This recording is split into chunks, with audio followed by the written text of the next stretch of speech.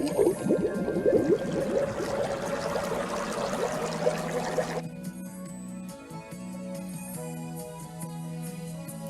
absolutely love to feed the birds.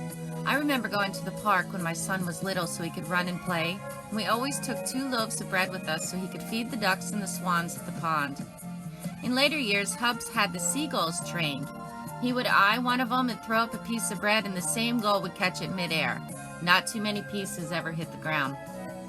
At another house, we had a pond out back filled with all kinds of ducks and water birds.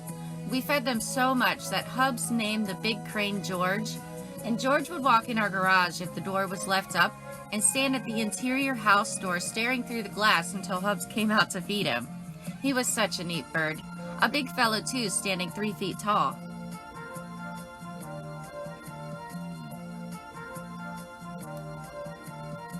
Nowadays, we just hang out in the yard and feed our local bird population. It started with just 4 crows when we first moved in.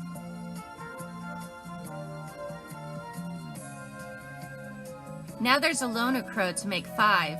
Mama Rabbit made her home in the compost pile 2 years ago, and the squirrels come running when it's time to eat. We've recently begun feeding the finches, the bluebirds, the redbirds, and any other bird that flies by.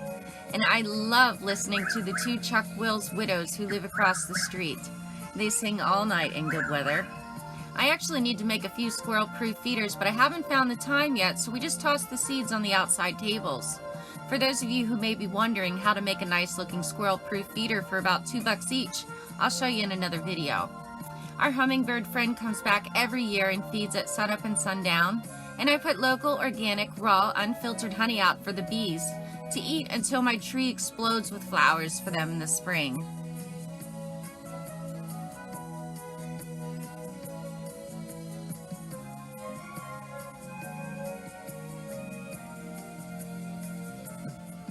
I have plants in my yard specifically for the butterflies and moths that flower all year long. Our bat buddy comes out every evening at sundown. I'm not sure where he lives, but I know it's close. Hubs wants to build a bat house so more will move in. And the swallowtail caterpillars are born and feed on our mandarin orange and lemon trees foliage every year. I had a worm farm, but I wasn't very good at it and I killed them all. I'm going to try again real soon. The armadillo who can carry leprosy and the coon that wants to eat my chickens and cats are both run away, but I still sneak them some food every now and then. As you can see, we love nature and we spend a lot of time making yard friends.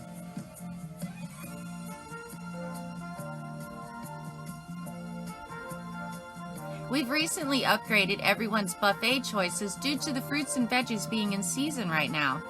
Our guys are currently eating apples cut into small bite-sized pieces, corn, banana chips, raisins, figs, peanuts, sunflower seeds, whatever we've got.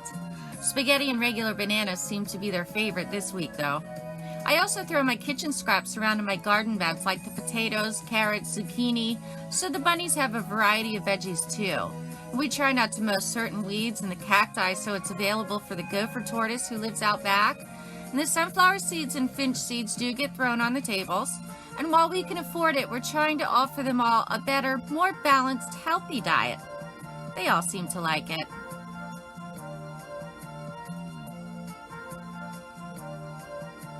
That loner crow I talked about, he just pulls at my heartstrings.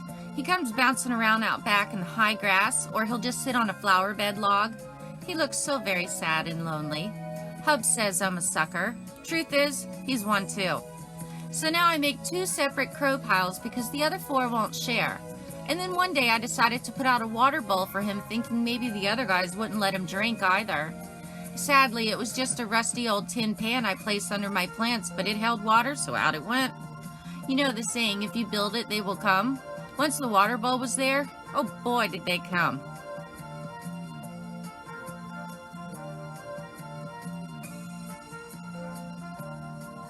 We're up to 7 water bowls now and are considering replacing them all with a shallow 12 by 12 foot pond someday.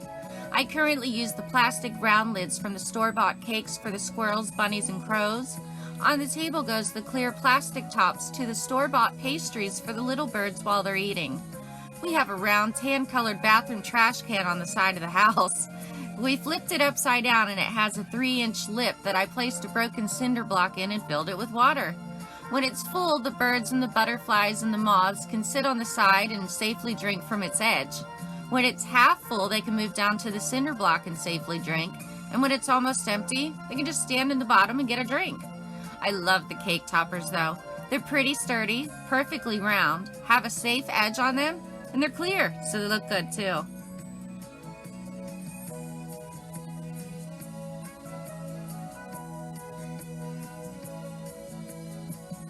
Our yard friend population has since tripled. Sure, they come for the buffet, but that's not what keeps them here. The water is.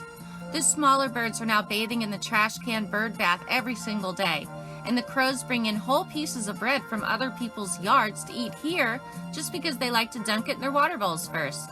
The hawks, squirrels, and bunnies all rely on the water, and I guess there's not too much around because holy frijoles, are they still coming. Anytime you go outside now, all you hear are birds of all kinds singing in the trees. The locusts, crickets, and tree frogs sing every day too. We even have 2 5-gallon buckets in both the front yard and the back, so just after sunset, if you look, you'll see the frogs going for their nightly swim. There's so much life around here now, all because of water.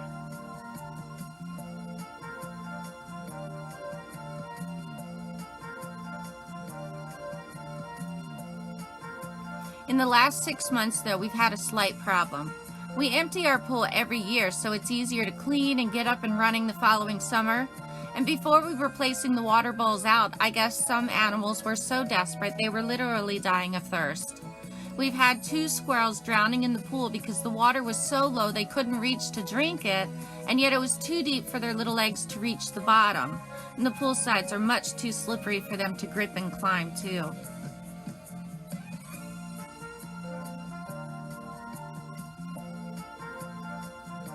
The first squirrel got lucky and I happened to be outside to hear him.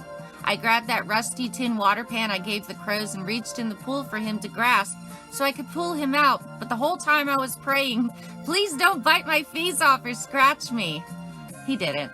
He took 20 minutes to catch his breath, but he eventually scampered off with his other squirrel buddies. 2 days later, I found one dead in the pool. Was it the same one? I don't know, but no one was out there that time to save him. Now, being a gardener, I can't stand moles, voles, gophers, rats, or squirrels, but that doesn't mean I'm going to let one drown if it falls in the pool. That's just wrong.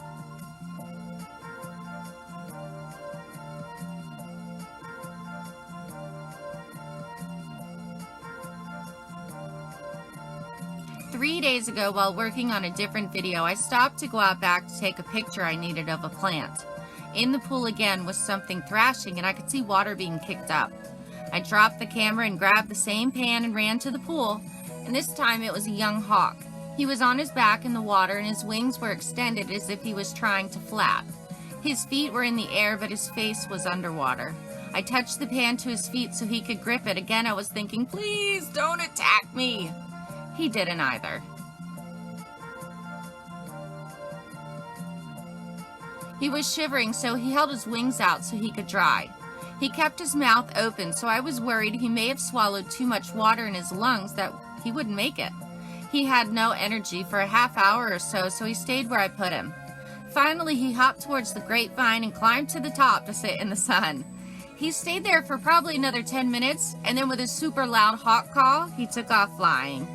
There was a point where it was like I was watching a slow-motion movie. As the hawk gripped the pan, he looked at me square in the eyes, and I could see he was truly scared, and more so because here I was so close and he was so vulnerable.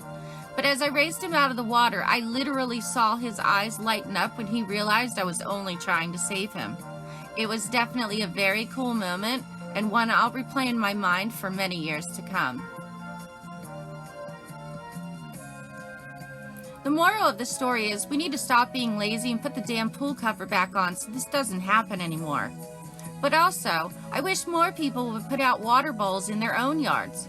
All of you watching right now, you don't have to put out multiple bowls if that's too much work, but at least one bowl. Your bowl can even be a piece of free garbage like the cake topper. With rising temperatures, these animals and insects will die if they can't access fresh, clean water.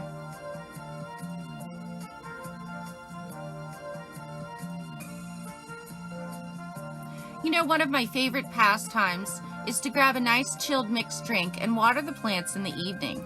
I know that's the worst time and the worst way to water plants, so I only water the ones that I know can take it. Once the hose comes on, my beautiful dragonfly friends come out. We used to only have the brown ones, but since we started sharing the water, we now have pretty iridescent colors of blue, green, pink, yellow, and purple zipping by. They, like the bats, eat mosquitoes, flies, and other bugs. And when I put the hose on mist, though, it's like watching a child running through a sprinkler. In and out, they bop and weave, chasing each other in playful circles. It's one of my favorite pastimes, is to watch them have such fun.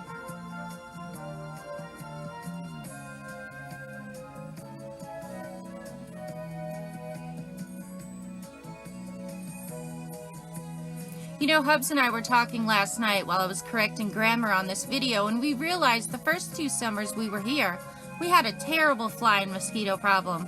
I mean, like, you'd go outside and the flies would swarm you from head to toe. And I would easily have 15 to 20 mosquito bites every day, even if I was completely covered in not 1 but 2 winter outfits.